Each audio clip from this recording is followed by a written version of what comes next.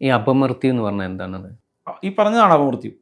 ഈ ശരീരം, സൂക്ഷ്മ ശരീരം എന്ന് പറയുന്ന സാധനം സൂക്ഷ്മ ശരീരത്തോട് കൂടി നിൽക്കുന്ന സ്ഥൂല ശരീരം നിൽക്കുകയും സ്ഥൂല ശരീരം നശിക്കുകയും ചെയ്യും. സ്ഥൂല ശരീരം നശിച്ചു പോയാലും ഈ സൂക്ഷ്മ ശരീരം അവിടെ നിലനിൽക്കല്ലേ, ആ അവസ്ഥയ്ക്കാണ് അപമൃത്യു എന്ന് പറയുന്നത്. കണക്കെത്താതെയുള്ളൊരു മരണം. അതാണ് ഈ ആത്മാവെന്നൊക്കെ. ആത്മാവ് എന്ന് പറഞ്ഞാൽ അപ്പോഴേ സ്വതന്ത്രമാവും.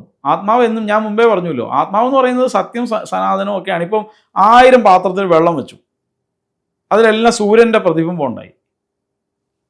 എല്ലാത്തിലും സൂര്യനുണ്ടല്ലോ, എല്ലാത്തിലും സൂര്യൻ, എല്ലാ വെള്ളത്തിലും സൂര്യനെ കാണാം. പാത്രം കമത്തി, സൂര്യൻ എങ്ങോട്ട് പോയി? ആ പാത്രത്തിൽ സൂര്യൻ എവിടെ പോയി?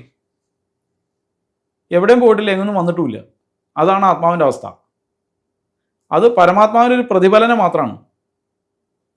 അത് മരണത്തോടു കൂടി അത് എവിടെ പോയി എന്ന് വെച്ചാൽ എവിടുന്ന് വന്നോ അങ്ങോട്ട് പോയി എന്ന് പറയാനേ നമുക്ക് പറ്റുള്ളൂ.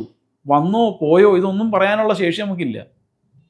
ഈ സിനിമാ സീരിയലുകാരാണ് ഈ ദുരാത്മാവും ഒക്കെ ഉണ്ടാക്കിയെടുത്തത്. ദുരാത്മാവെന്നല്ല, ഒരു ഊർജത്തിനും എന്താ പറയുക, ഇൻറ്റൻഷൻ, ഇതിന് അതായത് മോശം എനർജി, നെഗറ്റീവ് എനർജി എന്നൊരു വാക്കില്ല.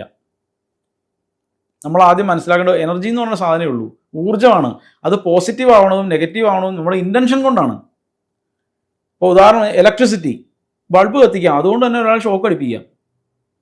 അതിന് ഇലക്ട്രിസിറ്റിക്ക് എന്തെങ്കിലും റോൾ ഉണ്ടോ? ചെയ്യുന്ന ആളുടെ ഇൻറ്റൻഷൻ അല്ലേ പ്രശ്നം. ഇപ്പോൾ ഒരേ ദേവതയെ കൊണ്ട് തന്നെ നമുക്ക് സൽക്കർമ്മങ്ങൾ അനുഷ്ഠിക്കാം, ദുഷ്കർമ്മങ്ങളും അനുഷ്ഠിക്കാം.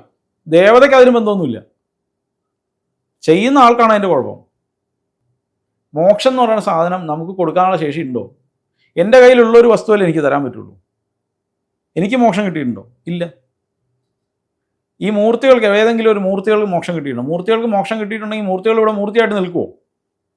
എവിടെയോ ബ്രഹ്മത്തിൽ ലയിച്ച് പണ്ടേ പോയിട്ടുണ്ടാവും. അതൊരു കൽപ്പത്തിലെ പ്രളയം വരുന്നവരെ ഇവരെല്ലാം ഇവിടെ നിലനിൽക്കല്ലേ. അപ്പം മോക്ഷം എന്നുള്ള വാക്കല്ല നമുക്ക് അവിടെ ഉപയോഗിക്കേണ്ടത്. മുക്തി എന്ന് പറയാം. ഒരു മുക്തി ഉണ്ടാവണം എന്ന് പറയാം. മോക്ഷം എന്ന് പറയുന്നത് അവനവൻ ഉണ്ടാക്കിയെടുക്കുന്നതാണ്. നമ്മൾ ധർമ്മത്തെ അറിഞ്ഞ് ആ ധർമ്മത്തിൽ നിന്ന് അർത്ഥം ഉണ്ടാക്കി ആഗ്രഹങ്ങളെ സാധിപ്പിച്ച് ആഗ്രഹങ്ങളൊക്കെ അവസാനിച്ച് ഈ കടലിൽ തിരയടങ്ങുന്ന പോലെ അടങ്ങി ശൂന്യമായ ബ്രഹ്മത്തെ മനസ്സിലാക്കി മുക്തി കിട്ടി പോവാണ്, മോക്ഷത്തിലേക്ക് പോവാണ്. അത് ഈ ജന്മം കൊണ്ട് തന്നെ ഉണ്ടാവണമെന്നൊന്നുമില്ല. എത്രയോ ജന്മങ്ങൾ ഇങ്ങനെ കിടക്കുകയാണ്. ഇനി പലതായിട്ട് ജനിച്ചിട്ടൊക്കെ ആവും.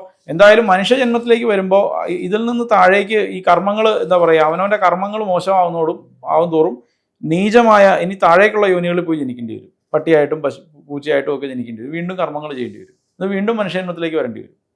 ഈ മനുഷ്യജന്മത്തിൽ നിന്നാണ് മുക്തി കിട്ടാൻ എളുപ്പം. പൂന്താനം മറ്റേ ജ്ഞാനപ്പാന എഴുതി വെച്ചിട്ടുണ്ടല്ലോ, അദ്ദേഹത്തിൻ്റെ ജ്ഞാനപ്പാനയിൽ വളരെ ലളിതമായിട്ട് മലയാളത്തിൽ ഇതൊക്കെ എഴുതി വെച്ചിട്ടുണ്ട്. എന്താണെന്നറിയാൻ മേല, നമ്മുടെ ആൾക്കാർ ആരും ഈ ജ്ഞാനപ്പാനയൊന്നും വായിക്കില്ല. ഒരു തരത്തിലും മനസ്സിലാവാത്ത ലളിതാസനാമവും വിഷ്ണു സഹസ്രനാമവും ഒക്കെ വായിക്കും. സംസ്കൃതം പഠിച്ചിട്ട് പോലും ഉണ്ടാവില്ല.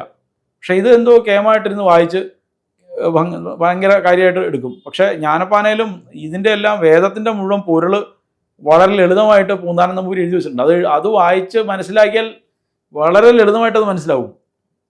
എന്തിനാണ് ഞാൻ മുമ്പ് പറഞ്ഞല്ലോ, ഫ്രീക്വൻസികൾ തന്നെ ആവാതെ ഒന്നും ചെന്നങ്ങ് തന്നോടും പറ്റാതെ ഒന്നിനും ചെന്ന് താനും വലയാതെ ഒന്നൊന്നായി നിനക്കും ജനങ്ങൾക്ക് ഒന്നുകൊണ്ടറിയാവുന്ന വസ്തുവായി ഒന്നിലും അറിയാത്ത ജനങ്ങൾക്ക് ഒന്നുകൊണ്ടും തിരിയാത്ത വസ്തുവായി എന്നൊക്കെ അദ്ദേഹം എഴുതിയിട്ടുണ്ട്.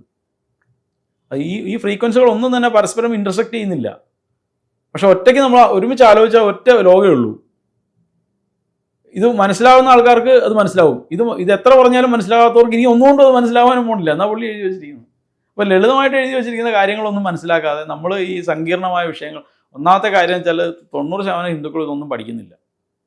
എത്രയോ ഗ്രന്ഥങ്ങൾ കിടക്കുന്നു. ഇതൊന്നും ഒരെണ്ണം പോലും വായിച്ചു നോക്കിയിട്ട് അതിൻ്റെ അർത്ഥം മനസ്സിലാക്കാനോ ഒന്നും ആരും ശ്രമിക്കുന്നില്ല. വിവേക ചൂടാമണി പോലെയുള്ള പുസ്തകങ്ങളൊക്കെ ഒന്നും ആർക്കും വേണ്ട.